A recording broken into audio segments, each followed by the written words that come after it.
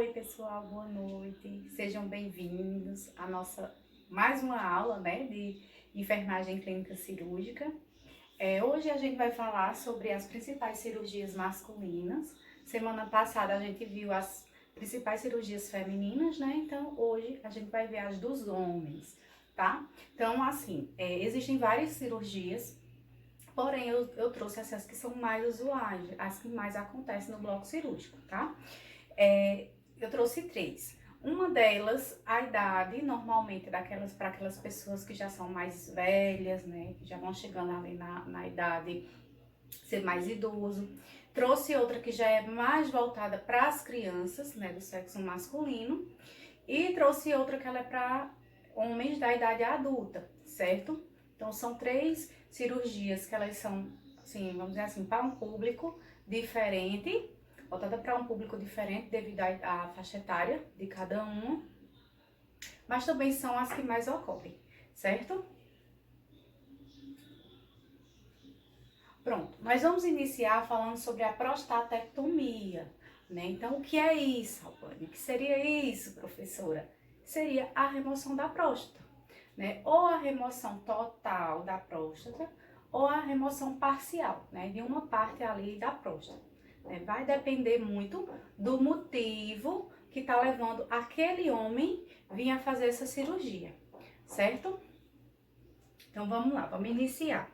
É uma cirurgia, gente, que ela normalmente ela é realizada em pessoas já mais velhas, né? Até porque há essa parte da próstata, de problemas da próstata, crescimento prostático, né? Geralmente ocorre conforme a idade vai avançando, né? Então, conforme o homem ele vai ficando mais velho, ele já vai se tornando vamos dizer assim, mais idoso, é que se inicia os problemas, né? Normalmente os problemas que são causados na próstata, né? Então são para homens da fase adulta até a homens já idosos, né? A homens idosos. Então, prostatectomia, remoção cirúrgica de parte ou de toda a próstata. Esta operação é feita em condições benignas, como na hiperplasia benigna prostática, e também malignas como câncer de próstata e para outros quadros de câncer de pelve. Então, gente, a remoção da próstata, ela não é normalmente assim. Ela é mais usada, ela é mais feita, realizada naqueles pacientes que estão com câncer de próstata, né? A gente tá vendo aí, né, que Novembro Azul, né, a gente sabe que é o mês que eles falam que é em combate, né, prevenção do câncer de próstata, né, combate ao câncer de próstata, que é o que a gente chama de Novembro Azul. E a gente vê que é uma das principais doenças que se pede o tratamento como forma cirúrgica, né? Então, o tratamento normalmente de quem tem câncer na próstata, um dos tratamentos é a remoção dessa próstata, desse tumor e dessa próstata através da cirurgia, que nós chamamos de prostatectomia, tá? Porém, ela não é realizada somente nos casos de câncer de próstata, né? Como aqui está dizendo, ela também pode ser realizada nos casos benignos, em doenças benignas, como a hiperplasia benigna prostática, tá? Que é uma doença que causa o crescimento anormal da próstata, né? A próstata ela tem ali um tamanho, normalmente eles falam que é um tamanho de uma noz, e é uma glândulazinha que conforme os anos vão passando, ela tende a ir aumentando, né? Então ela chega a um tamanho que causa ali complicações, problemas no homem.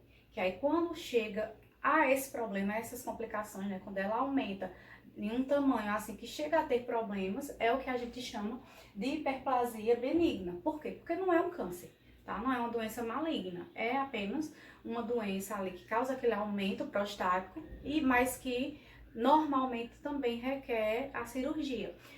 Porém, há uma diferença, né? Quando é o câncer de próstata, normalmente a cirurgia ela remove toda a próstata. E quando é uma doença benigna, o cirurgião, né, pode ser um urologista, um cirurgião, ele vai ali e ele pode remover apenas parte ali parcial, né, uma pequena parte da próstata, não é obrigado a tirar toda a próstata daquele homem, tá? Dentre os vários tipos de padrões de tumores, somente de 15 a 20% representam os tipos mais agressivos, né? Então, assim, gente, para aquele homem que ele tá com um tumor maligno, ele está com um câncer, a maioria dos cânceres dele vai ser o câncer que vai ser resolvido com a cirurgia, né? Então, fez a cirurgia, removeu a próstata, removeu ali os linfonodos, né, que ligam ali a próstata, aquela região ali da próstata. Faz essa remoção, as vesículas seminais, né, remove tudo aquilo, então o homem ele vai ficar curado, certo? Aquele homem que tem câncer de próstata. Quando ele tem um tumor mais agressivo, que no caso é de 15 a 20% apenas, né? De 100% de homens que vão ter câncer de próstata, de 15 a 20% vai ter aquele tumor mais agressivo. Aí quando é mais agressivo, aí necessita que seja realizado também outros tipos de tratamento. Então, é o homem que ele vai passar por quimioterapia, ele vai precisar fazer radioterapia também, né? E outros tratamentos também ali para aquele câncer. Tá? Que é aquela coisa, não, nem sempre, somente a cirurgia vai ser suficiente para eliminar aquele câncer. Mas é como foi dito aqui, né? É a minoria. Deixa eu ver. A exemplo de outros cânceres, o de próstata deve ser diagnosticado em tempo oportuno para a doença ser removida, pois quanto mais a demora do diagnóstico, mais chances o tumor terá de causar metástase, saindo do seu sítio inicial, que é a próstata. Então, gente, por isso que diz que é assim, a partir dos 40 anos, 40, 45 anos, o homem ele tem que iniciar, fazer os exames anuais, né? Nós mulheres, nós temos os exames anuais, né? Que é o exame citológico, que é aquele do prevenção do câncer do colo do útero, né? A partir dos 40 anos, a gente começa a realizar a mamografia para ter um diagnóstico precoce ali de câncer de mama. E os homens também, ele tem que ter os exames específicos, tá? Então, como a gente sabe que é uma doença, o câncer de próstata é uma doença que ela inicia, vamos dizer assim, ela pode iniciar depois dos homens, depois que o homem tem, né? 40 anos, depois dos 40. Então, nessa idade, o ideal é que ele já comece a ter essa prevenção, né? Comece a fazer esses exames. Então, o exame principal, né? Tem o exame PSA, que é um exame de sangue, né? Onde eles vão avaliar ali como é que tá, os níveis ali de células ali da próstata. E tem aquele exame que é o toque retal, né? Que normalmente ele é realizado por pessoas a partir de 40 a 45 anos, né? O PSA também. Então, o exame de toque, né? Os homens, eles têm meio que um preconceito em realizar esse exame, né? Porque é um exame onde o urologista, ele vai tocar a próstata, né? Ele vai, através do ânus, né? Ele vai introduzir ali o dedo para poder, através, né, daquele toque, ele chega à próstata, até a próstata, e ele vai sentir, né? Então ele vai tocar ali aquela próstata para ver, né, sinais de aumento, sinais de algum nódulo, de presença de algum caroço, tá? Então quando o homem ele tá com câncer prostático, né, ele vai ter um nódulo ali, ele vai ter um carocinho. Então quando faz esse exame ali de toque, o profissional que está fazendo ali aquele exame, ele vai sentir que tem algo errado ali, certo? Mas aí, como eu falei, tem muitos homens que eles ainda têm muito preconceito em relação a isso, aí acabam não indo fazer o exame. Aí, quando eles vão procurar uma ajuda, o câncer ele já está avançado, já está em um estágio mais agressivo, né? Então, assim, por isso que é importante, por isso que criou-se nesse mês aí, o mês de Novembro Azul, né, como forma de conscientização para esses homens, né, para eles irem atrás, se prevenir, né, cuidar da saúde e deixar essa parte de preconceito, de machismo de lado, né, gente? Que a gente já está no século XXI, né? Não tem mais essa de o homem ser machão, de não poder realizar esse tipo de exame, né? É uma besteira. Então, por isso que há essas campanhas, né? Essa campanha de conscientização, tá? Quando o tumor, né, ele não é diagnosticado de forma precoce, ele tende a aumentar e causar metástase, né, que é quando ele sai dali do local da próstata e começa a ir para outros lugares, né? As células cancerígenas, elas começam a se alastrar para outros locais. Então é quando esse tumor, né, vamos dizer assim, vários tumores começam a se localizar em outros órgãos, que é o que causa a metástase. Tá? Normalmente é quando o paciente, ele não faz os exames de prevenção, né, e deixa para procurar um médico muito tardiamente. Os tipos de câncer mais agressivo necessitam também de radioterapia, terapia hormonal, químio, né, e outros tratamentos, como eu já tinha dito a vocês. Pronto, gente. A gente tá falando de prostatectomia, né, dessa cirurgia de remoção da próstata, mas também a gente precisa entender o que é a próstata, né? Eu sei que vocês já viram na aula de anatomia, né, em anatomia é explicado, né, todo o sistema ali, o aparelho reprodutor masculino, né, toda essa parte, vocês já devem ter conhecimento disso, né? Mas aí eu trouxe como uma breve revisão, só pra gente relembrar aí bem rapidamente, tá? Então, a próstata, gente, a próstata, aqui ó, tá vendo? Que é uma glândula, certo? Então, o que é glândula, gente? Glândula são partezinhas do nosso corpo, né, que produzem, que secreta algo, ou secreta algum tipo de hormônio, ou secreta algum tipo de líquido, tá? Tudo que é secretado, né, no nosso corpo, seja hormônios ou líquidos, são secretados por glândulas. Então, a próstata é essa glândulazinha aqui, vocês estão vendo? Menorzinha. Essa parte grande, grandona aqui, redonda que a gente tá vendo, aqui é a bexiga, certo? Então, essa próstata ela é uma glândula exócrina do sistema reprodutor masculino, encontrada apenas em alguns mamíferos, tá? Então, assim, na espécie homem, né? Todos os homens têm a próstata, né? Mas como diz assim, em apenas alguns mamíferos, né? Então existem outros animais que não possuem a próstata, tá? Porém, existem outros animais, fora nós, homens, né? Que também têm essa próstata. Então, ela difere entre as espécies anatomicamente, quimicamente e fisiologicamente. Então, cada espécie animal, porque nós, né, como homens, nós somos também animais, né? Animais racionais e tem os animais irracionais. Então, existem alguns animais irracionais que também têm a próstata, só que às vezes eles diferem, né? No formato, para que serve, né? Em cada um. Para a gente, no humano, ela é encontrada abaixo da bexiga e com a uretra passando por ela, né? Então, aqui é a bexiga. Ela fica logo abaixo da bexiga e a uretra, gente, que é aquele canal, né, que sai da bexiga, que vai até o pênis, que é por onde sai a urina, ela passa por dentro da próstata, tá, gente? Então, ela sai da bexiga, a uretra, e passa por dentro da próstata, né, que a próstata ela é aclopada ali na bexiga, ela é coladinha na bexiga, tá? E a uretra passa por dentro mesmo da próstata, certo? A próstata, gente, ela, junto ali com as vesículas seminais, elas vão produzir o sêmen, né? Que é aquele líquido que o homem ejacula, né? Durante ali uma relação sexual, né? Durante uma masturbação. Aquele líquido que ele ejacula, né? Cheio de espermatozoides.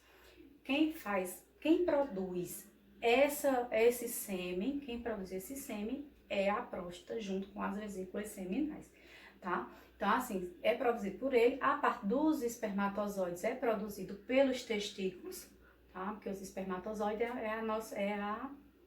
o gameta masculino. Então, o espermatozoide ele é produzido lá nos testículos, que fica dentro do saco escrotal. E a parte do sêmen é produzido na próstata, né, junto com a vesícula seminal. Então, durante ali a relação sexual, né, quando o homem ele tem a ejaculação, os espermatozoides eles são liberados, né, pelos testículos e o sêmen também é liberado. Então, mas aí o espermatozoide ele entra ali em contato junto com o sêmen e, vamos dizer assim, é eliminado tudo junto, tá bom? Então, as glândulas da próstata produzem e contêm fluido que faz parte do sêmen, a substância que é emitida durante a ejaculação como parte da resposta sexual masculina. Este fluido prostático é ligeiramente alcalino, leitoso ou de aparência branca, né? Então, o sêmen é alcalino, né? Parece um leite, por isso que fala leitoso, e de aparência branca, tá? E a alcalinidade do sêmen ajuda a neutralizar a acidez da vagina, prolongando a vida útil do esperma, né? Porque nós sabemos que a vagina, ela é ácida, né? Então, nossa vagina, ela é ácida. Lá dentro, ela tem uma alta acidez. Então, quando os espermatozoides eles entram em contato ali com a vagina, muitos morrem por conta da acidez vaginal. Já o sêmen, ele é alcalino. Então, o alcalino, ele junto com, ele, vamos dizer assim, ele vai neutralizar, ele é o contrário da acidez. Então, ele vai neutralizar aquela acidez. Então, vai prolongar a vida desses espermatozoides. Porque se não tivesse essa alcalinidade ali do sêmen, não ia dar tempo os espermatozoides chegarem lá até no óvulo, né, que fica lá na trompa, para fazer essa fecundação. Quando eles entrassem em contato ali com a vagina, eles já iriam morrer por conta da alta acidez vaginal.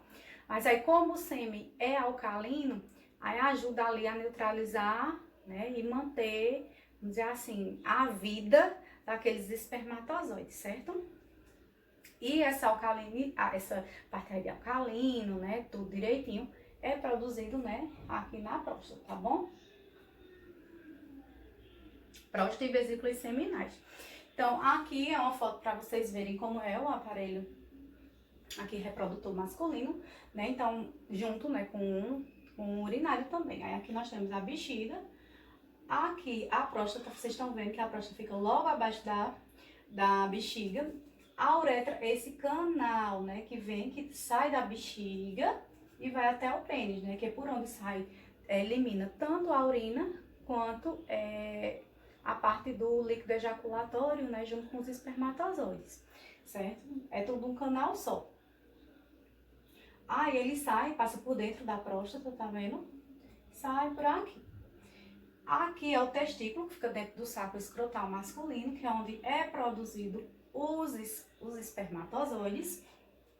Aqui é o canal deferente, esse outro caninho aqui, tá? Esse é a uretra, esse canal é a uretra, e este outro é o canal deferente, que a gente chama. Então, quando os testículos produzem os espermatozoides, esses espermatozoides são levados, né, aqui, até a região, né, da próstata, até a região prostática, tá? Que é a vesícula seminal. Então, vindo aqui para a próstata, os espermatozoides. Então, quando esse líquido, o líquido ejaculatório, ele é ejaculado, ele é eliminado, ele já vai estar repleto de espermatozoides, tá? Então, é bom que vocês entendam mais ou menos como é esse caminho, tá?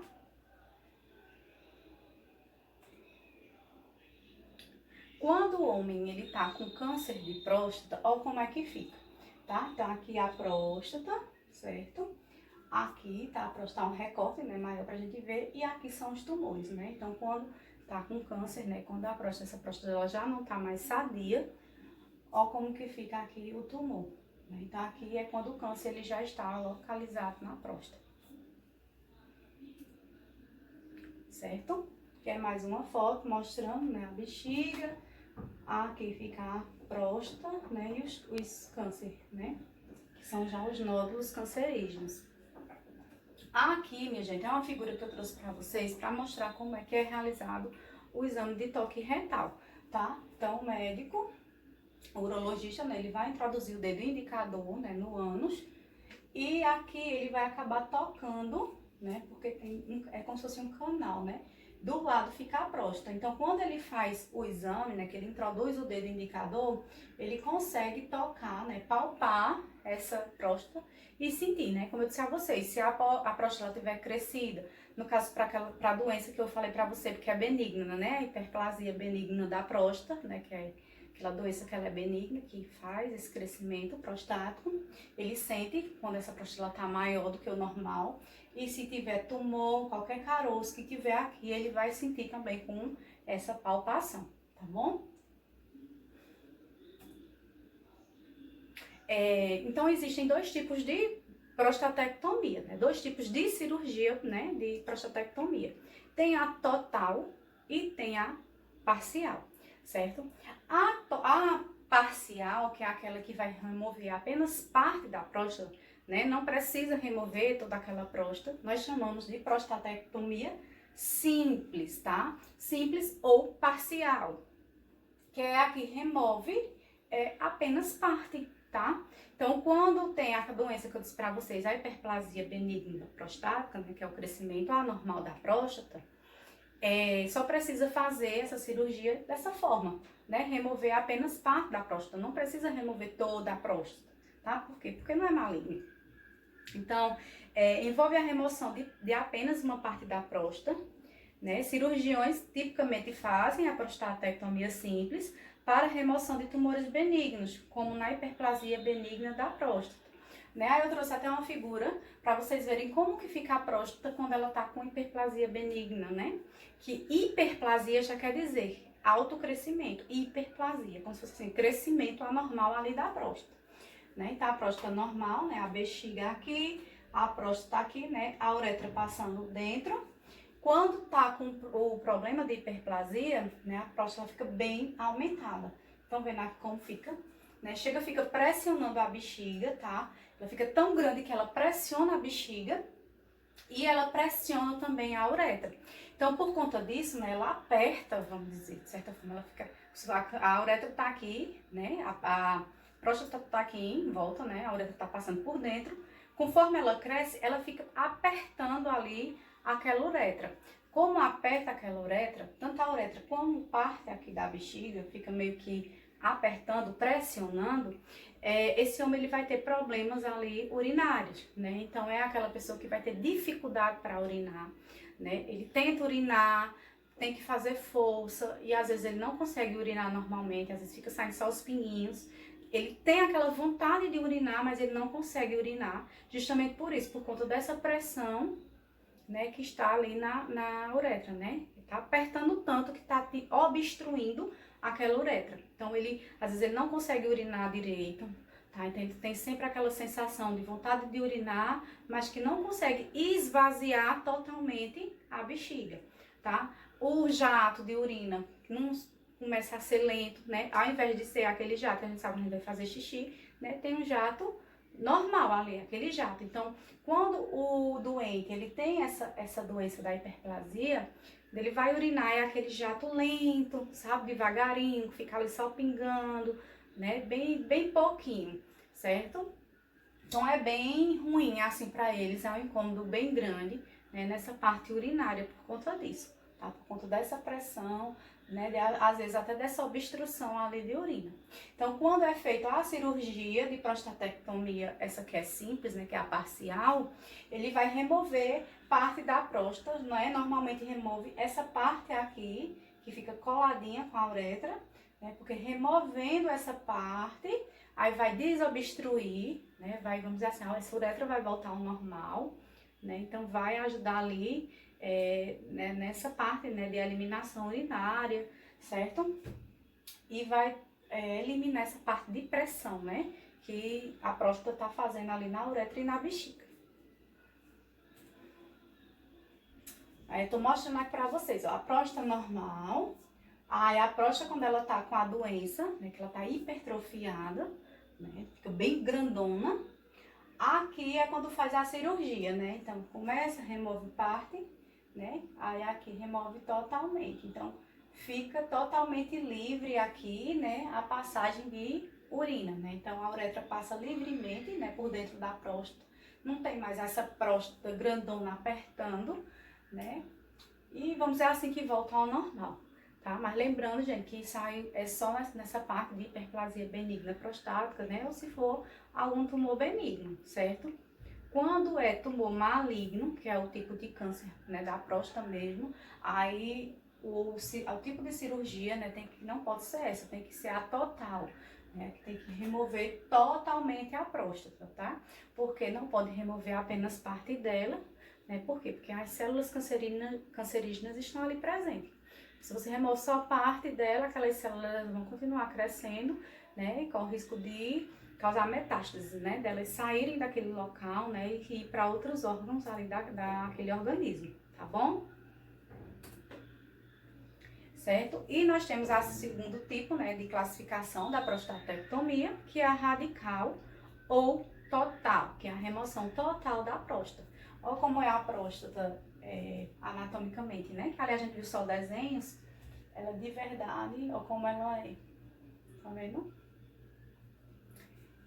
Na prostatectomia radical, que é a total, né? Então vai remover toda a próstata e também vai remover as vesículas seminais e o ducto deferente e é realizada em tumores malignos, tá, gente? Então, assim, remove parte também do ducto deferente também, vai remover parte da uretra também, às vezes é removido ali quando vai fazer a remoção, aquela parte da uretra que fica dentro da próstata, às vezes acaba também sendo removida, tá? Então, tudo que tiver, vamos dizer assim, adjacente ali, tudo bem pertinho, eles removem, tá? Para evitar que se tiver alguma célula cancerígena que já estava ali, né, invadindo para aqueles tecidos pertinho, já tira tudo, para não ter perigo, né, de haver uma recidiva, né, de câncer.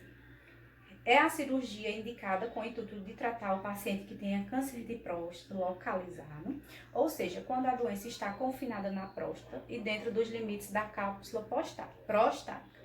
Mais de 70% dos pacientes tratados exclusivamente pela cirurgia radical não sofrem mais com a doença, sendo que ela é indicada apenas para tratar câncer de próstata e não é recomendada como caráter profilático, ou seja, para prevenir o seu aparecimento. Então, nada de fazer remoção de próstata como forma de prevenção. Ah, vou tirar a próstata desse homem para prevenir que ele não venha ter um câncer de próstata. Tá? Não, não se faz. Diferentemente que a gente viu na aula passada, né, que na mastectomia, quando aquela mulher ela tem a chance, né, muito alta ali de desenvolver um câncer de mama, né, pode ser feita a mastectomia preventiva, né? Essa mama ela pode ser removida como forma profilática, né? Vou prevenir. Mas aqui no caso da prostatectomia, tá? Não pode. Essa próstata ela só é removida nos casos de câncer. O paciente ele já está com câncer instalado, certo? Aí é que é removido, tá?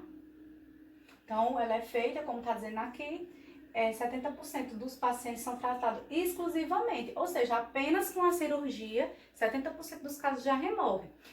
Já remove ali aquele câncer e esse homem ele fica curado, né? Mas aí como tem aqueles cânceres mais agressivos, como eu tenho dito a vocês, né? Como ele já tá ali se invadindo para outras áreas, quando ele é descoberto já de forma tardia, aí é necessário também os outros tratamentos, né? De químio, de rádio, reposição hormonal, né? Tudo isso.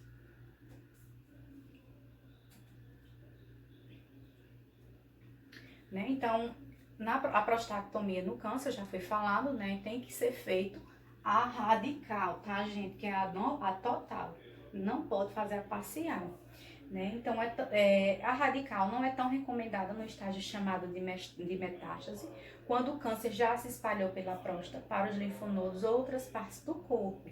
Então, assim, se o paciente ele já entrou em metástase, né? Tem câncer de próstata, porém já está em metástase, né? Então, já, vamos dizer assim, já tem células cancerígenas, já tem outros tumores em outras partes do corpo, em outros órgãos. Aí, vamos dizer assim, não é tão recomendada, porque não vai resolver, né? Só vai tratar o câncer dali da região da próstata. Aí, no caso, por isso que eles fazem assim, quando ocorre já está em metástase, né? Eles fazem essa remoção, mas aí também tem que fazer como é que diz, os outros tratamentos que eu disse a vocês, certo? E tem alguns médicos oncológicos, né? Os oncologistas, que eles preferem nem fazer a prostatectomia, né? Eles fazem só rádio, químio, né? Para tentar matar aquelas células cancerígenas ali, diminuir o tumor, matar o tumor, certo? Mas assim, de forma com outros tipos de tratamento, tá?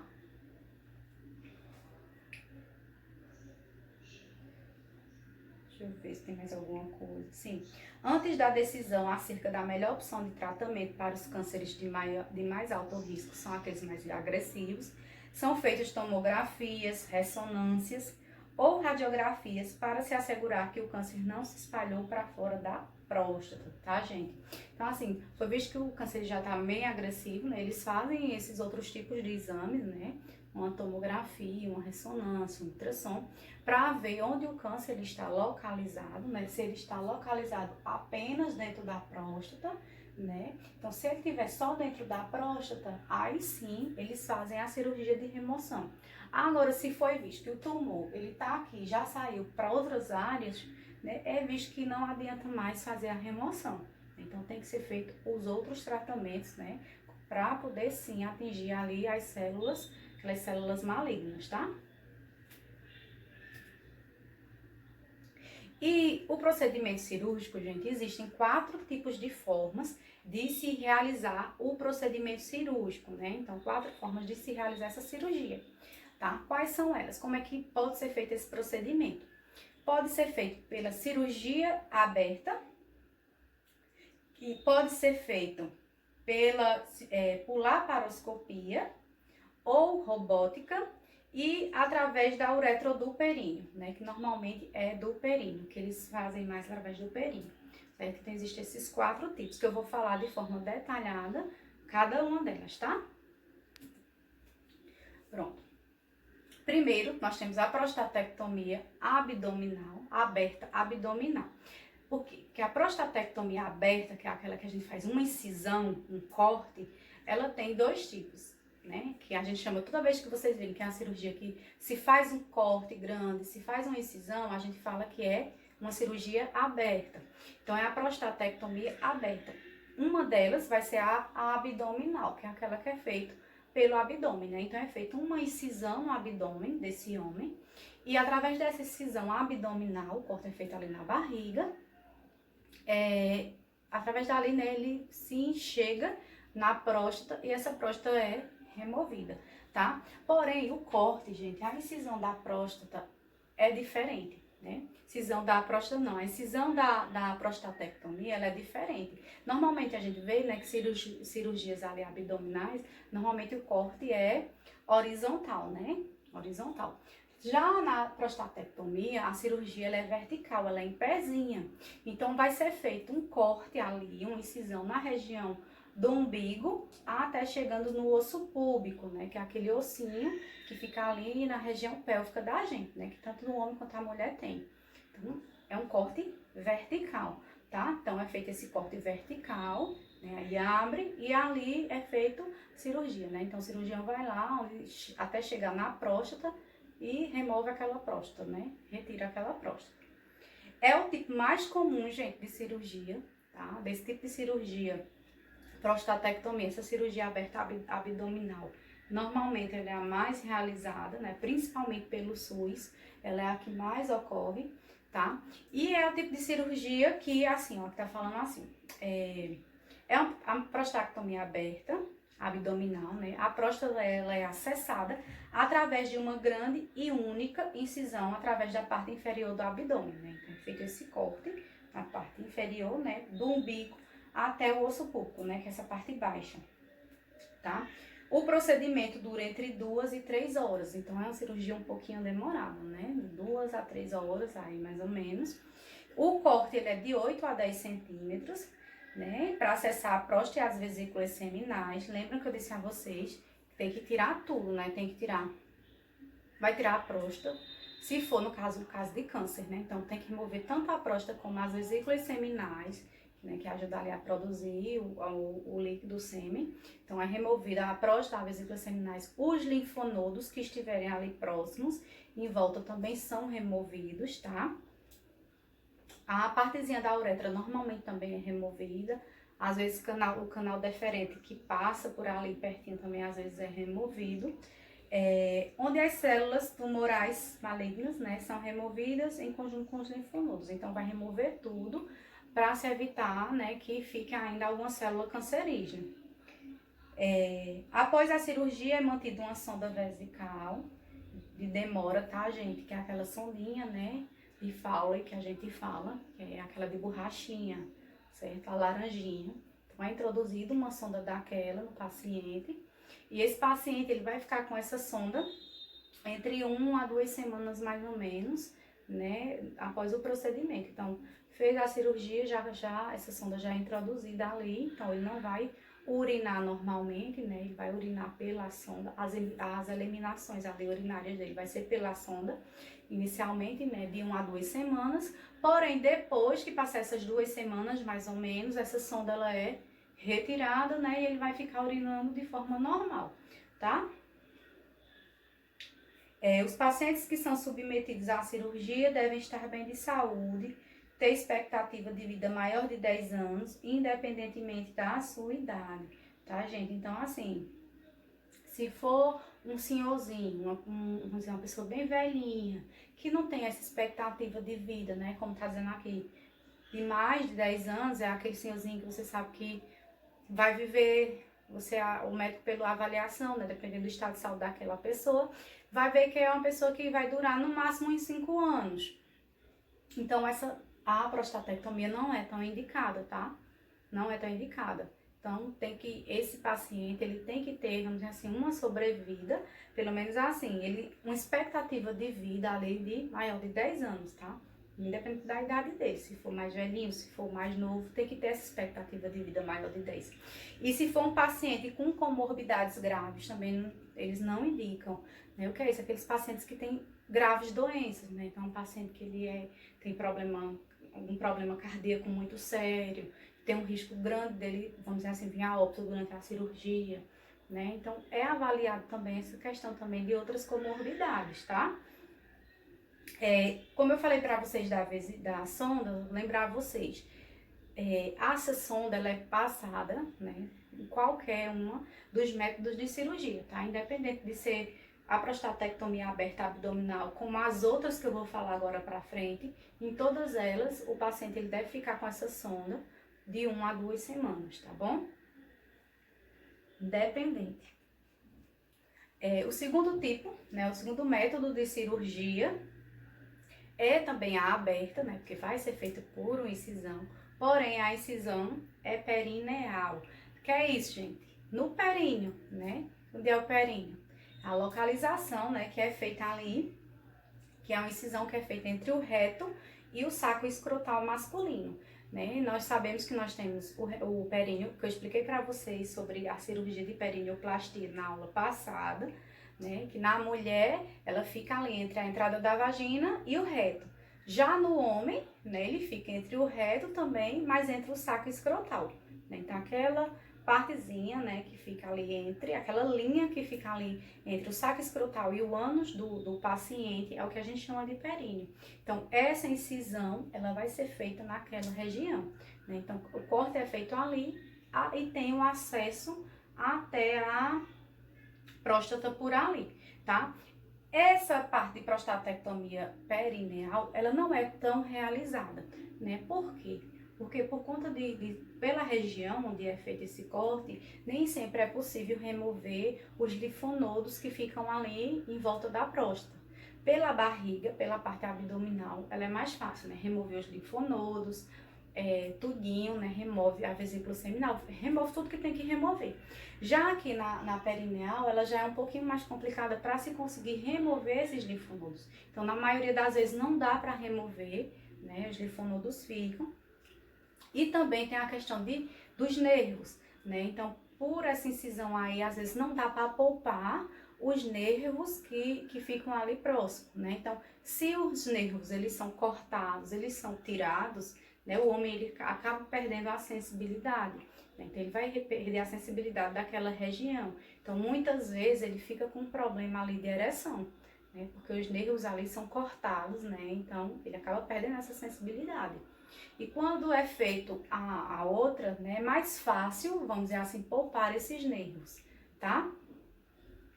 A desvantagem desse procedimento é a não realização da linfadenectomia, que é a retirada dos linfonodos, né, e não há como poupar alguns nervos.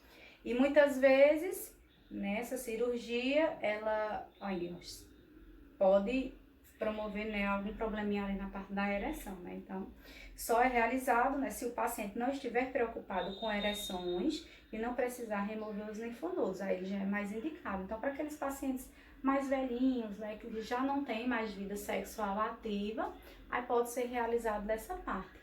E também, gente, esse tipo de cirurgia, ela é mais indicada também para os pacientes obesos, né, aqueles pacientes que são bem mais gordinhos. Por quê? Porque na cirurgia aberta abdominal, pelo fato de ter muita gordura, muito tecido adiposo, fica difícil se chegar à próstata, pela parte da barriga. Então, os pacientes magros não, mas os pacientes obesos já têm essa dificuldade.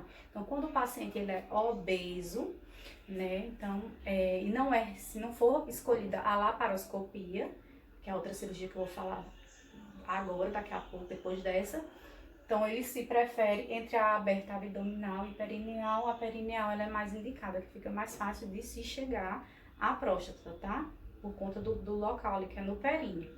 Então, para obesos, tá, gente?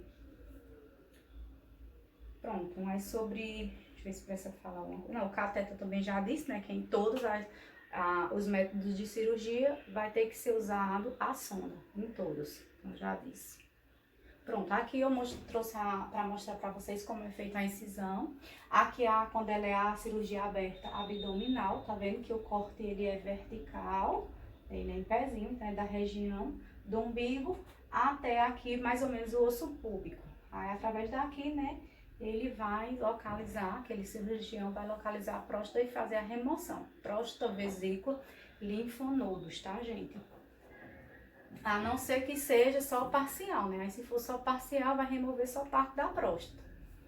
E aqui é quando é a parte aberta na perineal, né? Então, é feita a incisão aqui no períneo, tá vendo? Então, o períneo é toda essa região, né? Que fica entre o ânus e o saco escrotal. Então, é feita a incisão e esse corte aqui, então, através daqui, né? Se localiza a próstata e também remove, tá? Então, existem essas duas formas. Aí tem a terceira forma que existe, né? Tem a laparoscópica e tem a robótica, né? Então, existem essas duas, que elas são bem parecidas, a forma, porém, a diferença é que a robótica, né? Vai ser um robozinho que vai estar ali fazendo. E a laparoscópica é o próprio cirurgião, assim, com as mãos dele, né? Então, tem essa diferença, mas eu vou mostrar pra vocês através de fotos, explicar mais direitinho, tá? Então, assim, a laparoscópica e a robótica, ela, lógico, é muito melhor do que a aberta, né? Do que a aberta, tanto a abdominal quanto a perineal. Então, essa é muito melhor, né? Por quê? Porque diminui muito ali a questão de sangramento, até porque as incisões são bem pequenininhas, né? Os cortes são bem miudinhos, então diminui muito o risco de sangramento. O pós-operatório é outra coisa também, né? Menos doloroso, né? Tem menos chance de sangramento, menos chance de infecção.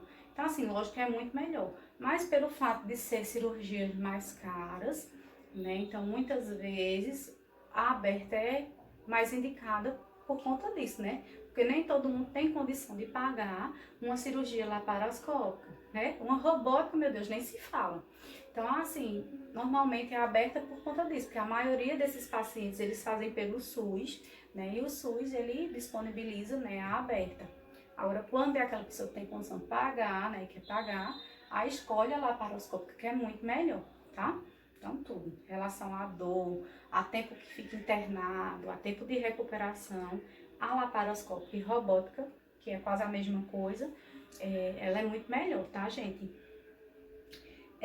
Vamos falar primeiro da laparoscópica, né? Então, se utilizam várias incisões pequenas, normalmente são 4 incisões, né? 4 cortezinhos bem pequenininhos, onde são inseridos instrumentos especiais para remover a próstata. E um dos instrumentos tem uma pequena câmera de vídeo na extremidade que permite a visualização interna do abdômen, né? Então, é feito esses cortezinhos, né? Normalmente são 4. Então, são introduzidos, né, tipo umas cânulazinhas, que é onde vai ser feita toda a cirurgia. Uma delas, na ponta, tem uma mini câmera, né? Então, é introduzida ali dentro do abdômen. Então, lá, pela câmerazinha que tá aqui, fica um vídeo, tá? Na frente ali do cirurgião. E o cirurgião fica vendo, né? Fica aquele vídeo bem grande e o cirurgião fica vendo o abdômen, né, pelo vídeo. E fica bem fácil dele fazer ali, dele cortar, suturar. Tudo é feito por essas cânulas que são introduzidas, tá, gente? Mas assim, é muito, muito prático, né? Porque ele tá visualizando tudo bem, bem direitinho. E pelo fato de ser cortezinhos bem pequenininhos, né? Quase não tem sangramento, tá? Então, ela tem vantagem, como eu tinha dito a vocês, né? Em relação à perda de sangue, de dor, né? Menos tempo de internação, menor tempo de recuperação, né? Aí, ó, embora seja igualmente necessário o uso do catéter, tá, gente? Aqui é o catéter vesical, tá? Então, é a sondinha vesical, tá? Então, vai ter que usar do mesmo jeito. Porém, essa assim, ela é melhor, né? A laparoscopia, ela vai ser bem melhor, né? Do que a aberta, tanto a aberta abdominal quanto a aberta perineal. E ela é boa também porque ela vai ser mais barata do que a robótica, certo? E ela e a robótica é bem parecida. Então, assim, ela é bem, né? Se você puder escolher em relação à economia, essa aqui é melhor do que a robótica em relação à econômica, tá? E a robótica, ela é assim, gente. A robótica, ela é igual à laparoscópio. Né? Vai fazer as incisões também, pequenininha lá, porém não vai ser o cirurgião que vai estar aqui, né, mexendo aquelas cânulas. Quem vai fazer, né, essa parte é o robô, né? O médico, ele fica aqui, fica o vídeo aqui, né? Então ele fica meio que manuseando, é como se fosse um videogame, vamos dizer assim, ele fica aqui manuseando, né, dizendo o que é para o robô fazer, né? Então o que ele vai fazendo aqui, o robozinho vai estar fazendo lá no paciente, certo? Então é uma forma assim, minha gente, o corte é muito pequeno, quase não tem sangramento, quase não lesiona nervos, vasos, tá? Porque é tudo bem minucioso, certo? Então é muito bom, porém assim, é algo que ainda é muito caro, né? Então para um paciente fazer um tipo de cirurgia dessa, ele precisa ter dinheiro, porque não é barato, tá? Mas olha, o robô fornece ao cirurgião muito mais destreza, liberdade de movimento e visão que a laparoscópia convencional, mais do que a visão laparoscópia, né? Então assim, a visão fica muito maior, mais do que até a videolaparoscópia, né? Então é visto tudo de forma bem detalhada, então todos os vasos, tudo ali dentro, né? A parte interna é visto de forma bem grande, vamos dizer assim, fica tudo bem bem grandão ali, fica uma vista bem legal, ele consegue ver tudo, né, visualizar tudo bem direitinho e tem toda a sensibilidade ali do robô. Então você vai só manipulando, né, mostrando onde é que corta, fazendo isso, mas quem faz tudo isso vai ser o robozinho, tá? Mas o robô, quando eu digo, não é um robô em termos de pessoa assim não, né, como se fossem uns braços, né, eu vou mostrar pra vocês, tem as fotos. Ó, aqui é a laparoscópia, tá? A laparoscópia normal, pediu laparoscópia. Tá vendo? É feito mais ou menos 4 incisões, normalmente. Aí são introduzidas essas canulazinhas, né? Cada uma serve para uma coisa. Uma é para cortar, a outra cauteriza, como se fosse um bisturizinho elétrico que cauteriza ali para parar o sangramento. A outra tem a câmera, que fica a pontinha da câmera, né? Uma fica já dentro. E a outra vai tirando e colocando, né, conforme o que você precisa. Uma pinça, tá? Então é mais ou menos assim. Aqui, ó, tá vendo como é? Então os cortes são bem pequenininhos, então por isso que a recuperação é muito grande, né? Risco de sangramento é bem pouquinho ali o sangramento que tem, tá? Então é introduzido essas canulazinhas e é feita a cirurgia. Aqui tá vendo que é o próprio cirurgião que tá fazendo, tá vendo? Ele colocou as cânulas, mas ele é que tá fazendo. E fica na frente dele, geralmente fica na frente ou do lado, fica o vídeo, né? Que é como se fosse uma televisão bem grandona, que é onde ele fica vendo a parte interna do abdômen, né? Que ele vê pela câmera que ele introduziu.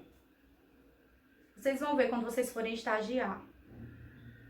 Pronto, aqui já é a robótica, tá? Então é do mesmo jeito, ó, tá vendo? Aqui é os robozinhos, é tipo os bracinhos do robô. Aqui, cada canulazinha dessa faz uma coisa também, tá? Um corta, o outro cauteriza, o outro pinça, tá? O outro é a câmera. É do mesmo jeito, é introduzido, né, no paciente aqui, ó. Aqui, tá vendo? Que é o robozinho que tá fazendo. Esse aqui, ele tá só olhando. Mas aqui o robozinho tá quem tá fazendo aqui. Que esse robozinho é esse mesmo aqui, tá? Com esses bracinhos. E aqui o cirurgião, ele tá vendo, através do que ele tá olhando aqui, né? É o vídeo. Então ele tá como se ele estivesse dentro da barriga ali, daquele paciente, né? Como se estivesse dentro da barriga do paciente, que tá sendo mostrado aqui. E ele aqui, ele fica manipulando, né? Ele fica fazendo, né, todos os movimentos que ele faz ali, o robozinho fica fazendo também, lá dentro, tá? Então o risco de ter sangramento, de tudo, é bem menor do que você mesmo ir cortando, né, com os instrumentais cirúrgicos. E sobre as recuperações sequela, então vai depender muito, gente, dessa recuperação, de ficar algum problema, vai depender do estado geral desse paciente antes da cirurgia. Então, como é que está esse paciente? Ele tem comorbidades, ele tem outras doenças, ele tá bem? Como tá o estágio avançado do tumor? Tá avançado? Não tá?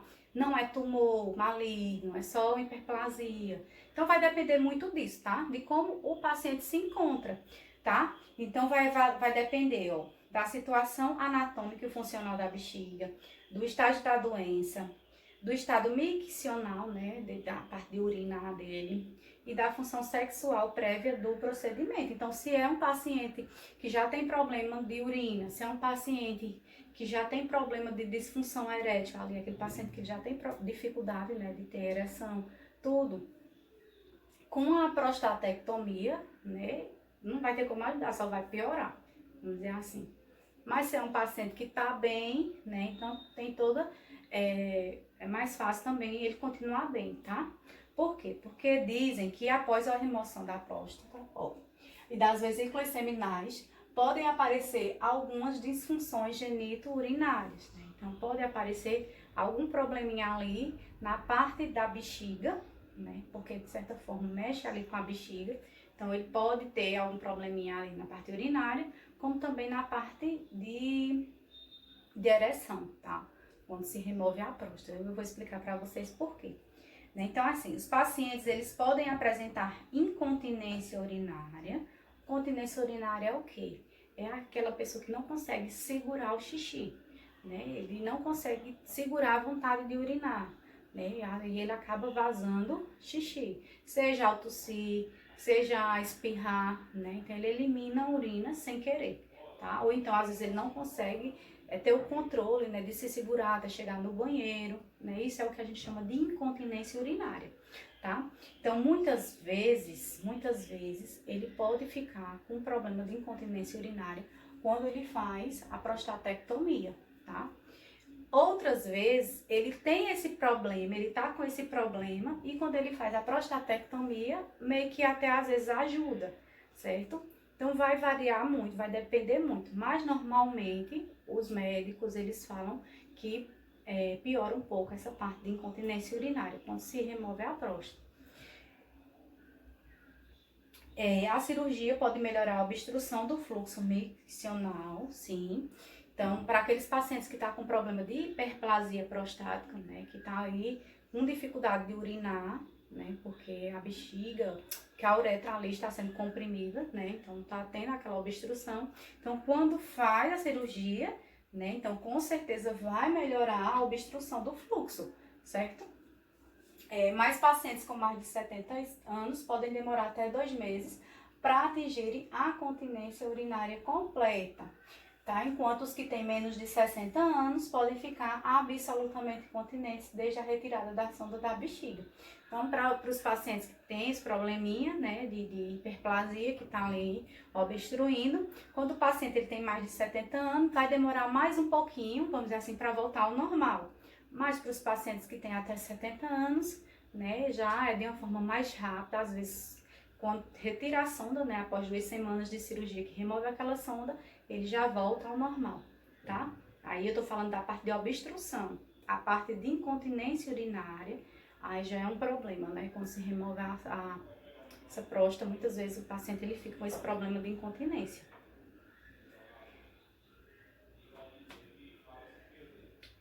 E outro tipo de problema, como eu tinha dito a vocês, que é a parte da ereção. Então, essa parte da ereção, gente, vai depender muito da idade do paciente. Então, se é um paciente que ele é jovem ainda, né? Então, é um paciente que ele é jovem, que ele não tinha problemas de ereção.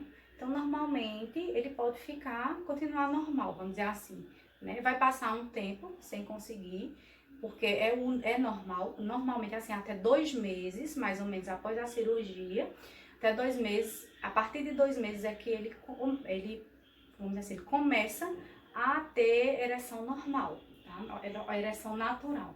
Depois da cirurgia de próstata, nos primeiros meses, quando ele for ter ereção, normalmente ele precisa fazer uso de medicação, né? Seja Viagra ou esses medicamentos, né, que ajudam na ereção. Aí depois de 2 meses é que ele começa a ficar normal. Mas tem pacientes, gente, que demoram até 2 anos para voltar a essa parte de ereção.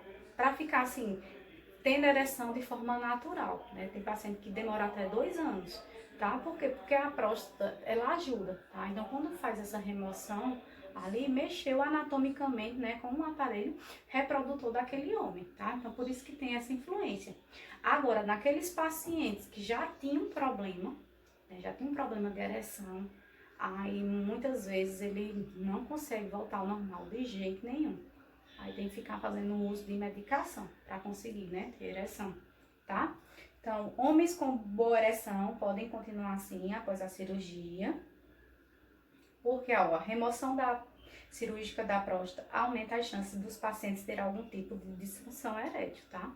Então, pacientes sadios podem continuar a ter suas funções recuperadas no pós-operatório, no geral em 2 meses, como eu disse a vocês, ou melhorando progressivamente até os 2 anos após a cirurgia.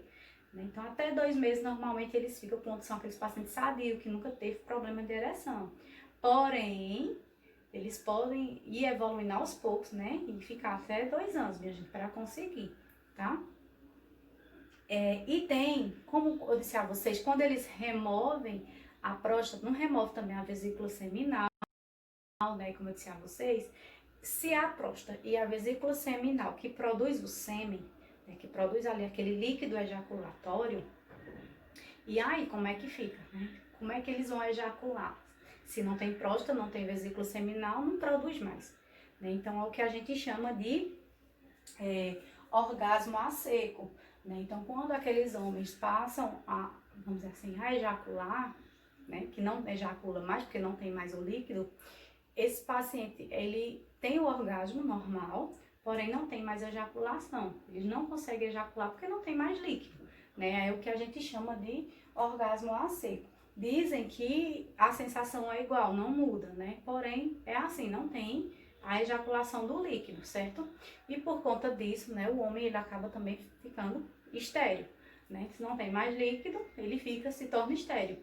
Né? O que não é um grande problema, porque a maioria dos homens que tem esse problema da próstata, que precisa remover a próstata, normalmente já são homens mais velhos, né? Que já têm seus filhos, né? Alguns são idosos, né? Então, normalmente não tem tanto problema. Mas quando é no caso de algum homem que ainda queria ter filhos, né? Aí já é um problema para ele, porque ele vai ficar infértil, né? Ele vai ficar estéril, porque não produz mais líquido ejaculatório, certo? Então, se não tem mais líquido ejaculatório, não tem mais para onde os espermatozoides irem, certo?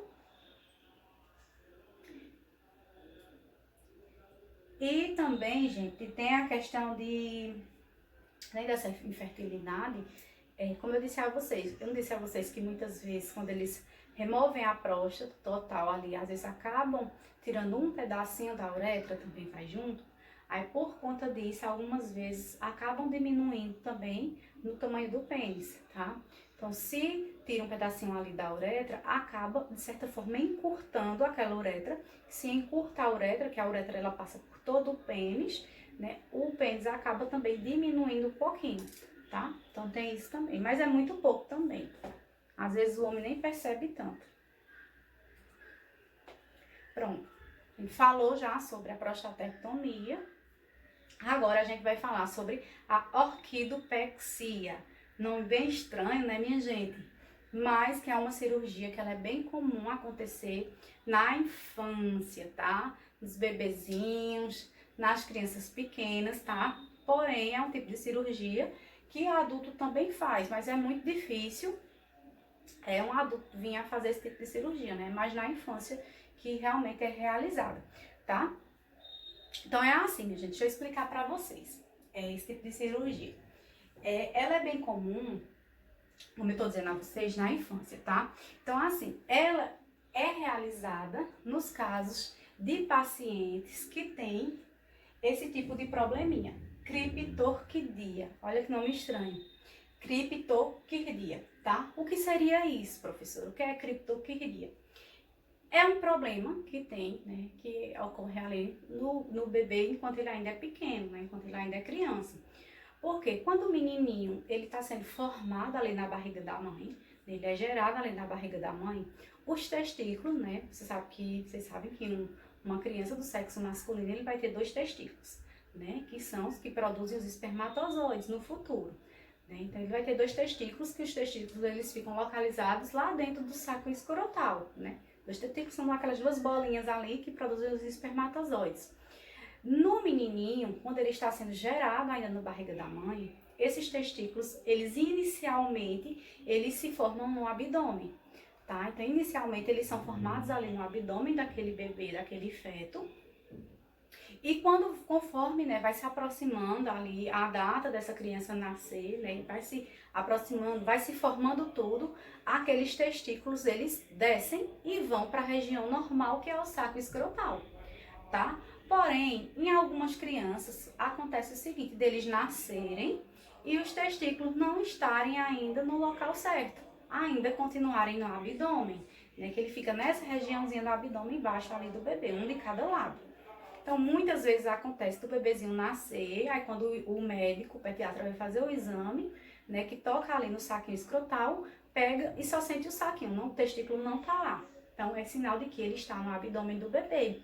Mas esse testículo, ele pode descer até os 4 meses, né? Então, até os 4 meses, até a criança completar 4 meses de idade, esses testículos naturalmente vão descer e vir para a região certinha, lá para o saco escrotal certinho, tá? Normal. Quando não acontece, de até os 4 meses, isso não acontecer, então é sinal de que não vai descer de forma natural. Se não vai descer de forma natural, aí é necessário fazer essa cirurgia, tá? A orquidopexia. Orquidopexia, tá? Então, o tipo de doença, né, esse tipo de complicação que causa o não descer, né, desses testículos, a localização desses testículos na região abdominal, se chama criptorquidia, tá bom? Até aqui eu coloquei a foto no comecinho, para vocês verem, né? O normal, né, o testículo da criança vai estar aqui no saco escrotal. Quando tem a doença, a criptorquidia, o testículo fica aqui na região abdominal, ela não desce, tá? Então, assim, o normal é descer, a criança já nascer com o testículo localizado no saco escrotal.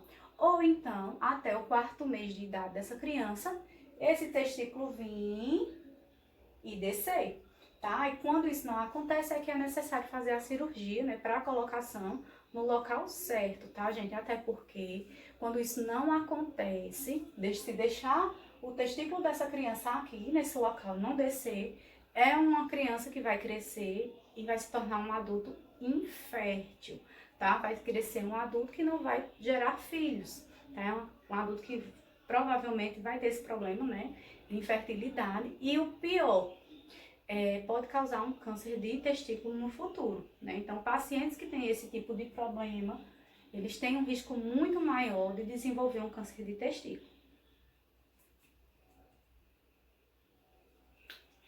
Deixa eu ver se tem alguma coisa aqui que eu não falei. Porque tem que se fazer a cirurgia, Além de que sem ela, a genitália não assume sua aparência normal, né? Porque o saco escrotal fica, de certa forma, murcho, tá? Porque não tem o testículo para preencher. A maior temperatura dentro do abdômen impede a produção e função dos espermatozoides, prejudicando ou até abolindo a fertilidade, tá? Então, por quê? Porque fica dentro do abdômen ali, vai estar, de certa forma, a temperatura é diferente, né? Então vai prejudicar na formação dos espermatozoides. Por isso que é um homem que pode ficar infértil, tá? Se ele tiver esse problema de criptorquidia. Os testículos não descem para a bolsa escrotal até 1 ano de idade, tem maior chance de desenvolver câncer, mesmo depois de posicionado corretamente. Então, por isso, gente, que o ideal até os 4, como eu disse a vocês, até o 4º mês, o testículo pode descer. Chegou aos 6 meses de idade, a mãe viu que aquele testículo não desceu, vai melhor fazer logo a cirurgia logo, tá? Porque como aqui tá dizendo, se até 1 ano de idade esse testículo não for recolocado no local, tem a maior chance desse bebê no futuro, né, desenvolver um câncer de testículo. Então o ideal, né, é fazer esse posicionamento, fazer essa cirurgia o quanto antes, né? Espera ali até os 6 meses de idade mais ou menos, não desceu, já faz a cirurgia. E é uma cirurgia super simples, tá, gente? É bem simplesinha. Ó como fica a aparência, não sei se tá dando pra vocês verem aí por vídeo, tá? Aqui o testículo tá normal, você vê que fica bem inchadinho, é o normal. E aqui, quando tá sem, fica vazio, fica aquela bolsinha sequinha mesmo, vazia, tá? Que é a mesma foto do começo que eu já tinha mostrado a vocês. Então, pode ser feito, né? Pode usar tanto a anestesia geral como a raquidiana. Quando é numa criança, num bebê, né? Eles preferem, lógico, a geral, né? Para poder aquela criança ou bebezinho ficar dormindo. Então, normalmente eles optam, quando é criança, fazer com anestesia geral, porque vai ser dado, né? E vai estar dormindo.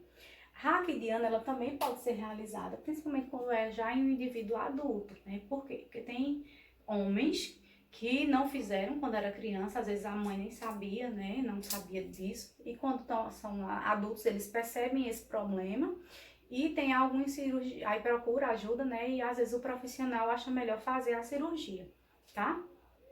Então é super simples, minha gente, essa cirurgia. Essa incisão, ela pode ser feita tanto na virilha, na região da virilha ali do paciente, como também pode ser feito um pequeno cortezinho na região abdominal mesmo, né? Então é feita essa incisão e depois é visto, né, ver onde tá localizado o testículo, e esse testículo ele é posicionado, né, no local correto, é levado ali para o saco escrotal, certo? Então uma pequena incisão é feita na virilha, ou então na região abdominal, tá? Para mobilização dos testículos, e outra na parede da bolsa escrotal para fixação deles. Também pode ser feita uma pequena incisão do abdômen, que foi como eu disse que podia ser no abdômen também, né? Por onde são introduzidos instrumentos de laparoscopia. Também, minha gente, pode ser feito por laparoscopia, que é aquela... Lembra da introdução, ó, daqueles que eu mostrei para vocês, aquelas cânulas? Então, pode ser feito também. Então, é feito a laparoscopia, eles colocam lá, como se fosse um exame, né, de vídeo, para ver onde está a localização do testículo, né? Tá no abdômen, mas tá em que local do abdômen que tá, né? Então, eles introduzem essa laparoscopia, que é um videozinho, uma câmerazinha, e vai vendo. Depois deles ver, e com o próprio instrumento, eles podem usar para colocar no local certinho, certo? Então, pode ser usada ali para conduzir, né? Então, é feita essa cirurgia. No momento que é feito o exame, já faz logo a condução correta, né? Já faz logo a cirurgia, vamos dizer assim, já coloca no local certinho. No pós-operatório, deve-se ter os cuidados pertinentes a um pós-operatório geral, mas quase sempre ele é simples. E em quase todos os casos, as crianças voltam para casa no mesmo dia em que a cirurgia é realizada. Então, é uma cirurgia super simples, né? O pós-operatório também é simplesinho, né? Ter cuidado, não fazer esforço, né? Ter repouso nos primeiros dias, né? Higienizar a região direitinho ali com água e sabão, né? Secar para não deixar aquela região úmida, né? Porque a umidade, ela pode proliferar bactérias, né? Causar infecção. Então, assim, são cuidados normais de uma cirurgia normal, e até porque a incisão é pequenininha, os cortes são pequenos. É super simples essa cirurgia, tá? Aqui tá mostrando o passo a passo, tá? De como é realizada a cirurgia, certo?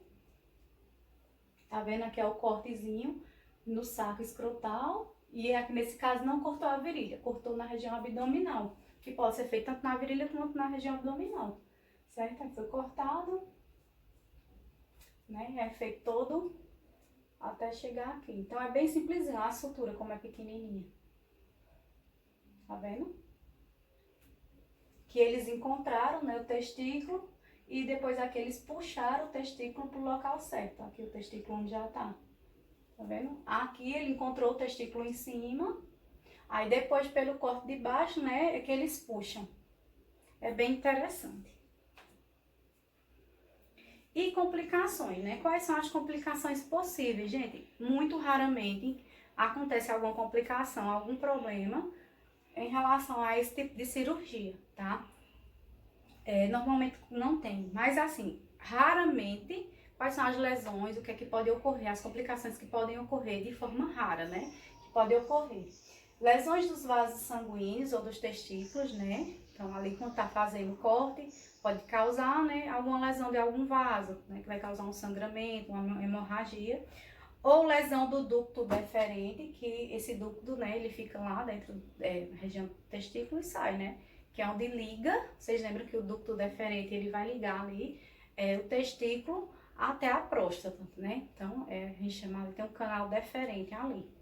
Pode ser que cause, né, algum corte nessa região, mas é muito difícil.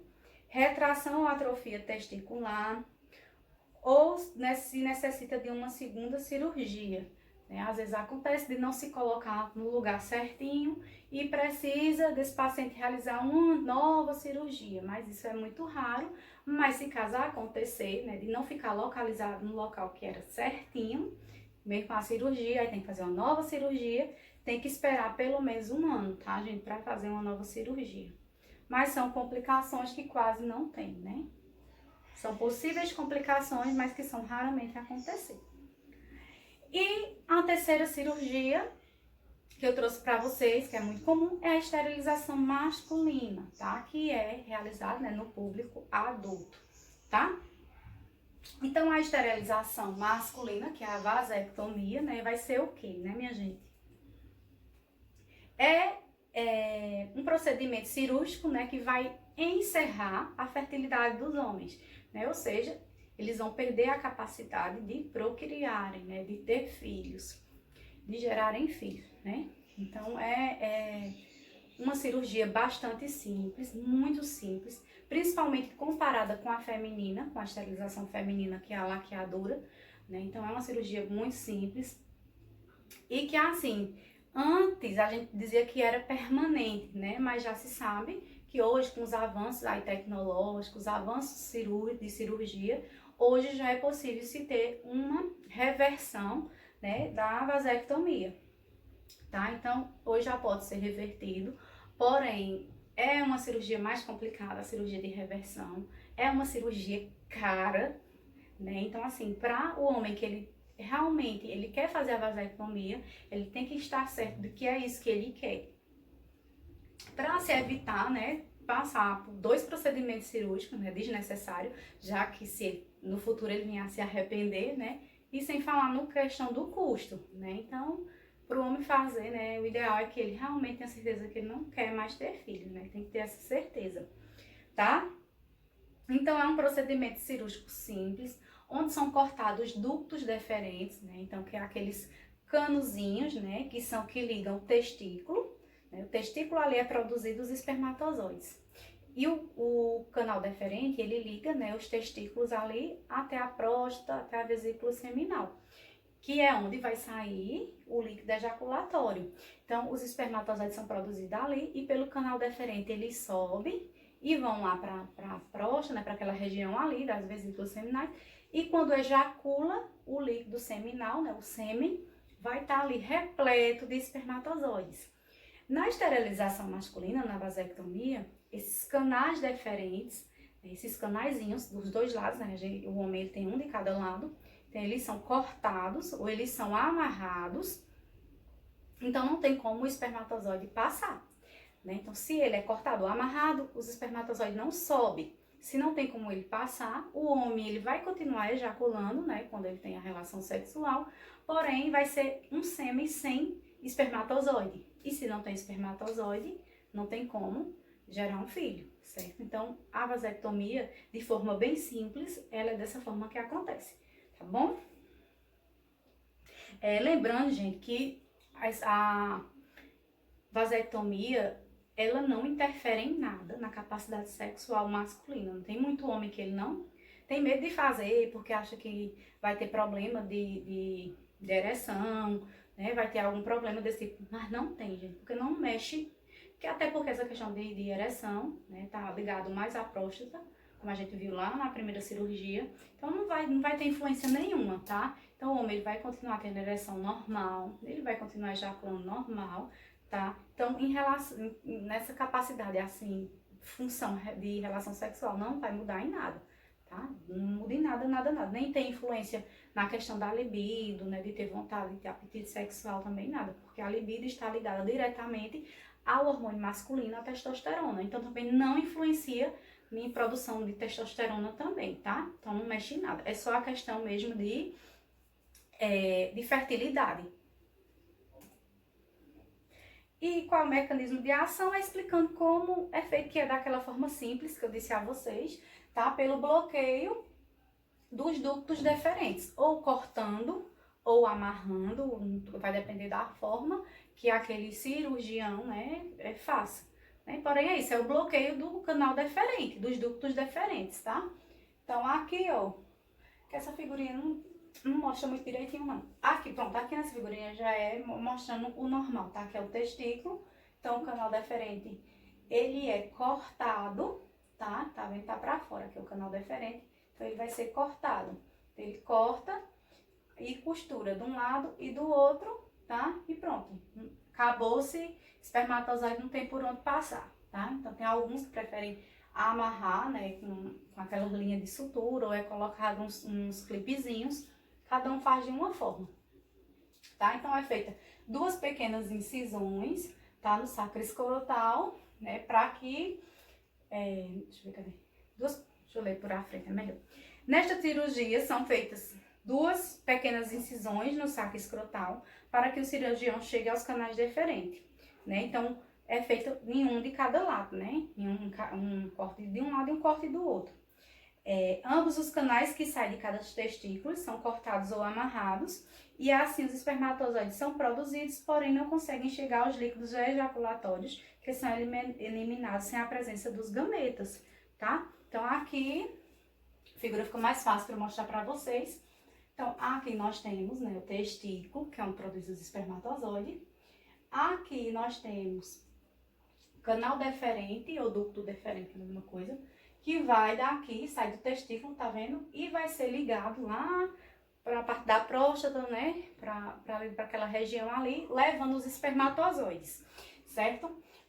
Quando faz a vasectomia, vocês estão vendo, é feita a incisão aqui no saco escrotal, puxa o canal para fora e ele corta. Então, é cortado, tá vendo? Aí aqui ele amarra de um lado e amarra do outro. Então, aqui, como foi cortado, não tem como os espermatozoides subirem, né? Porque foi cortado. Então, chega aqui, pronto, não tem para onde ir. Então, se não tem espermatozoide, né, não tem como esse homem fertilizar um óvulo, certo? Então, é feito dessa maneira, tá? Aqui pode ser cortado ou pode ser amarrado, tá vendo? Aqui é quando ele faz só a amarração, não corta. Que dessa forma aqui é mais fácil ser reversível, né? Porque é só soltar o nó que foi dado. Aí, quando é feito o corte, já é mais complicado para fazer essa religação aí de canal, tá? Já é mais difícil a reversão. Aí, quando é só amarrado, como tá aqui na figura, já é mais fácil. É igual na parte de laqueadura, né? Quando as trompas, elas são amarradas, é mais fácil reverter do que quando as trompas são cortadas, né? As tubas uterinas são cortadas. Mas é isso, tá vendo? É super simples essa cirurgia, tá? Então, assim, lembrando, gente, que as indicações para poder fazer essa cirurgia, né, o homem ele tem que ter total certeza de que ele não vai querer ter mais filhos. E ele tem que ter, no mínimo, 25 anos de idade e ter 2 filhos vivos, tá? É o correto, né, segundo a lei. Mas a gente sabe que não é assim que se acontece, né? Então, mas assim, por lei, tanto a vasectomia quanto a laqueadura, os dois, né, tanto uma mulher que for fazer o procedimento, tem que ter pelo menos 25 anos, ter 2 filhos vivos e ter total certeza de que é isso que quer. E que aqui eles ainda falam que você tem que ficar, tem que ser realizado o prazo mínimo de 60 dias entre a manifestação da vontade e a data da cirurgia. Então, se eu manifestei vontade de que eu quero fazer uma laqueadura ou uma vasectomia, se eu for um homem, eu tenho que esperar 60 dias, ou seja, 2 meses depois, só que essa cirurgia tem que ser feita. Então, se eu vou procurar um médico, o homem, ou isso também vale para a mulher ou para o homem, tá? Quando é feita a laqueadura na mulher. Então, o homem vai fazer a vasectomia. Ele quer fazer essa vasectomia, ele procura um médico para fazer, então ele só vai poder marcar essa cirurgia 2 meses depois. Porque daqui para lá ele pode se arrepender e desistir, tá entendendo? E se você decide fazer hoje e já faz a cirurgia, aí pode ser que você se arrependa depois, não tem mais tempo, porque já foi realizado. Então, eles deixam esse período de 2 meses no mínimo, para poder, se caso essa pessoa se arrepender, né, ter tempo de desistir da cirurgia, tá? Então, lembrem disso. Ter pela lei, tá, gente? Que a gente sabe que não é isso que acontece. Pela lei, ter 2 filhos, ter a partir de 25 anos, ter 2 filhos vivos e ter esse intervalo, né, entre a data que você quer fazer para a data da cirurgia, que não acontece, muitas vezes a mulher ela vai fazer uma cesariana, né, e já diz logo, não, eu quero fazer logo a laqueadura e acaba fazendo, né. E também tem a questão de quando manifesta essa vontade de fazer essa vasectomia, né, tem que ser assinado um documento, e nesse documento tem que explicar tudo bem direitinho, né, como é o procedimento, quais são os riscos, né, de complicação, efeito colateral, dificuldade de reversão, né, tudo tem que ser explicado nesse documento que você assina, né, que o homem vai lá e assina. E se caso tiver um cônjuge, né, se for uma pessoa que tem marido, que tem mulher, né, tem que o companheiro, a companheira no caso, tem que autorizar, certo? Então, se o cara ele vai fazer uma vasectomia e ele for casado, ele tiver companheira, ela tem que autorizar essa vasectomia. Do mesmo jeito a laqueadura. Se for a mulher fazendo a laqueadura, o marido dela tem que autorizar, tá? Tem que ter esse consenso e tem que autorizar assinando, tá, gente? Não é só de boca, não. Tem que assinar lá o documento. Tem isso, tá bom? E quais são os exames necessários, né, para realizar a cirurgia? Normalmente, por ser uma cirurgia super simples, que é feito normalmente ali com anestesia local mesmo, tá? Então, às vezes é anestesia local, a maioria das vezes é anestesia local. Então, é super simples, vão estar acordados direitinho. Então, é feito só exames básicos. Vai fazer um eletrocardiograma, né, para ver ali como tá o funcionamento do coração. E um hemograma, tá? Então, hemograma e os exames de coagulação, né? Parte de coagulação, né? De tempo de coagulação, aquele tempo de hemorragia. E um hemograma para ver como tá, se ele tá com anemia, se ele tá normal, como tá as plaquetas, como tá, né, ali as células sanguíneas ali vermelhas e brancas. Normalmente é isso. Agora, quando é um paciente que ele tem comorbidades, ele tem alguns problemas de saúde, aí pode ser necessário pedir outros exames mais complementares, né? Então, às vezes pede, for uma pessoa mais obesa, aí já pede um glicemia em jejum para ver se é um paciente diabético, né? Já avalia, ou já é feito outros exames ali, né, para avaliar, tá bom? Tá? Então, como eu disse a vocês, é uma cirurgia que normalmente é feita só com anestesia local.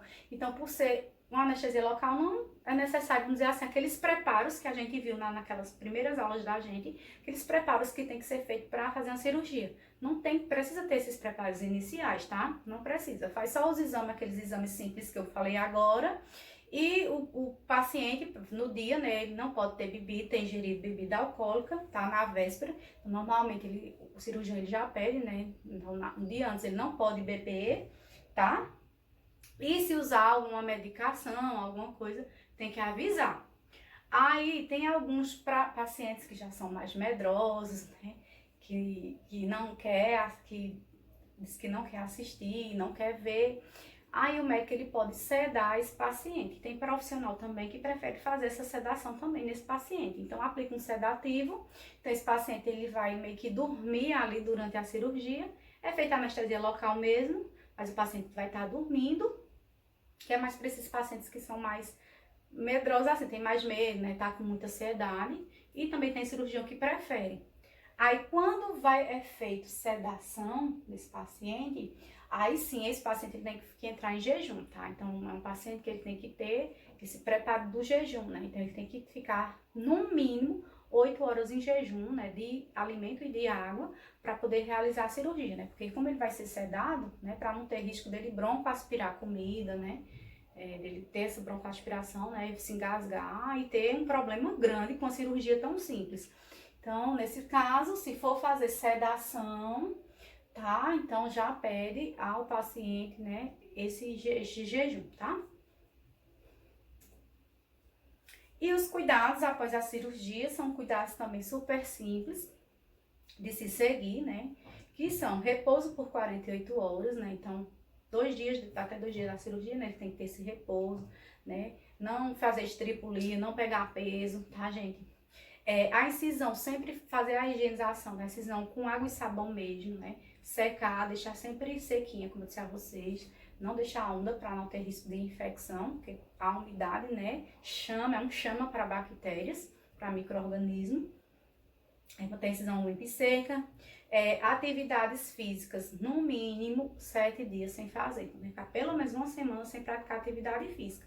E se for atividade de peso, como a musculação, tem profissional que pede que fique mais dias, tá?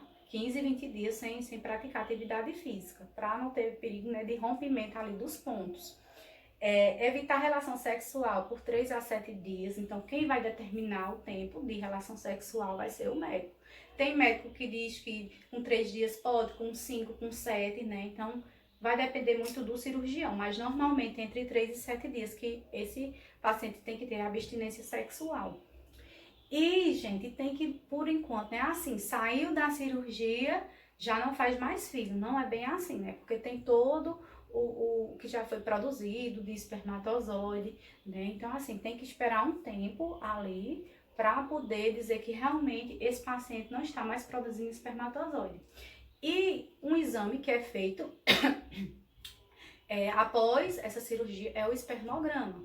O espermograma ele vai medir a quantidade de espermatozoides ali no sêmen. Então, esse paciente fez a cirurgia, né, ele vai ter que ficar um tempo se precavendo, né, junto com a companheira, porque ela pode engravidar, porque ela ainda está produzindo espermatozoide, então tem que usar anticoncepcional ou ele usar preservativo, tá? Por até o quê? Ou 20 ejaculações, que aí ele vai fazer um espermograma após isso, ou então 90 dias, certo? Então ele fez a cirurgia hoje de vasectomia, ele tem que esperar mais ou menos 90 dias, ou então contar 20 ejaculações. Depois de 20 ejaculações, então 90 dias, né, o que for primeiro, o que acontecer primeiro, aí ele vai e realiza o exame de espermograma. Que aí quando faz o espermograma é que vai ver a quantidade de esperma, né, de espermatozoide. Se ainda tem espermatozoide ali, naquele esperma que não é para ter, né? Ou depois de 20 ejaculações, ou então com 90 dias, né? Não é para ter mais espermatozoide ali. Aí faz o espermograma, depois que faz o espermograma que o médico avalia, aí é que ele libera como se dizer assim, realmente você já não faz mais filho, tá? Mas enquanto isso, tem que se precaver, senão ele pode engravidar a mulher, tá bom? Então, são orientações que o médico ele tem que ter todo o cuidado de dizer para esse paciente, né? Para ver o paciente não sair achando que já não engravida mais, né? Já não engravida mais a companheira, tá? E complicações também, por ser uma cirurgia muito simples, quase não tem complicações, né? Então, a complicação que pode ter vai ser o quê? Sentir dor, ou ficar algum hematoma, ou ter uma infecção, se caso ele não realizar a limpeza, né, direitinho ali da incisão, né? Ou então for pegar peso, fazer alguma coisa que não pode, né, durante o período de repouso. Mas só, é super simples, né? Então são complicações que são controladas com repouso, com anti-inflamatório, né? Analgésico, caso de dor, né? Se tiver inflamadozinho ali, ou um antibiótico, caso venha ter uma infecção, né? Da incisão ali. Mas é super simples os cuidados. E pronto, gente, é isso. E terminamos já a nossa aula, né? Foi super simples. Trouxe essas 3 cirurgias principais para vocês. Espero que vocês tenham entendido, que não tenha ficado dúvidas. E a gente se vê, tá? Beijos. Tchau.